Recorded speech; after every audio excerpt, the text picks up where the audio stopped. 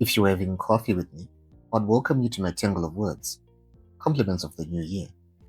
Over the years, I've picked up a certain eccentricity where every time I interact with someone for the first time in the year, I wish them a happy new year. I never quite figured out when people stop saying it. February, March, never. What does speed mean to you? If you had asked me just before the year began, I would have said that it thrills but kills. The grim mathematics of distance over time and its starring role in road traffic fatalities. I would certainly not have thought about the popular American YouTuber and live streamer Darren Jason Watkins Jr., better known as I Show Speed or simply Speed. Speed is famous for his high energy streams, which now include in real life broadcasts, and these are live, unscripted wanderings through cities and countries as he eats local food, meets fans, absorbs culture, and occasionally stumbles into the unexpected. Viewers watch it all, chaos and charm, in equal measure as it happens. I first learned of Speed just before he started his Speed Does Africa tour when the news made the rounds that Zimbabwe was on the itinerary. While I might not have been familiar with Speed before this, he commands a large following, especially amongst the youngsters, and his visits have had a massive turnout with crowds of fans chanting his name in every country he has touched down. Speed has been hailed for breaking stereotypes about Africa, something which many people have been doing, me and this blog included, just at an unprecedented scale, reach, and influence with over 48 million subscribers on YouTube, which is what makes this tour stand out. I'm constantly surprised that even in 2026, there are people who still perceive Africa only as a dark and struggling wilderness. Granted, it's not all flowers and rainbows, but it's not as weak as the narrative that has shaped some people's perceptions, and broadcasts such as Speed's go a long way in showcasing a side of Africa that rarely makes the global media. If you're having coffee with me, I'll tell you that I was rather nervous about how the IRL stream in Zimbabwe would look, but it played out beautifully except for a few awkward moments which only someone intimately familiar with Zimbabwe would notice. The stream begins with Speed getting a fortune-telling reading from Illustrator at the Mbuyane statue.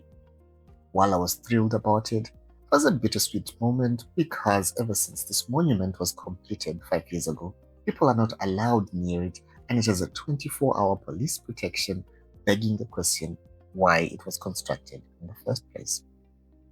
In November 2025, a YouTuber was stopped by police from going up to view the statue, and the Minister of Tourism gave a long-winded explanation on why access to the monument was restricted and apologized to the YouTuber.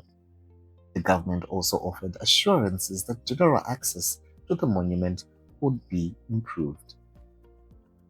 And then the next time they allowed access is because a famous YouTuber is here.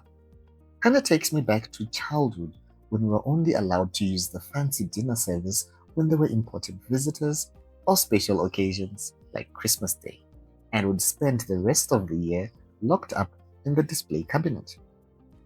The next stop was for some test of strength activities with Speed versus the strongest woman in Africa title holder Chiloma Nzabise at the recently completed Trabables interchange, which by Zimbabwean standards is an impressive feat of construction. But I guess to someone with more exposure, it's just another traffic interchange, which had Speed even asking why they came all the way there when they could have done their activities anywhere else. Oopsie, I felt that for us. The other eyebrow-raising moment was close to the end of the stream when kids of a prominent individual flouted the rules and showed up at the club section for a photo opportunity with Speed.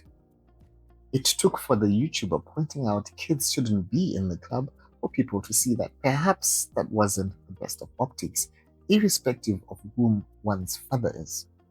While some could argue that the venue is a family-friendly establishment, the deck section is still a no under 21 shisha bar, which would make Speed, who turns 21 on the 21st of January, just barely able to qualify to enter.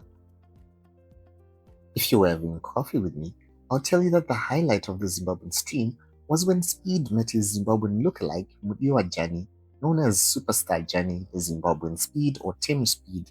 The guys had effortless chemistry and matching energy that it was unsurprising to find that he is now making appearances with Speed in other countries, recreating the viral Spider-Man meme with other lookalikes, and even taking over the stream when Speed was indisposed. While the streams have brought in awareness and showcased African culture, they've also brought scrutiny on some of our less than stellar moments and the mean streak that surfaces when countries compete to claim they offered the best or most authentic African experience instead of all just celebrating each other's wins, diversities, and similarities. If you're having coffee with me, I'll tell you that when the dust settles, hopefully Speed's visit serves as an eye-opener on the power and influence of digital creators. And when I take out a camera and start recording, I won't be treated like someone up to no good. And we won't need to wait on YouTubers from abroad to showcase the beauty and chaos of the place we call home. What's been happening in your neck of the woods? How's the new year shaping up for you?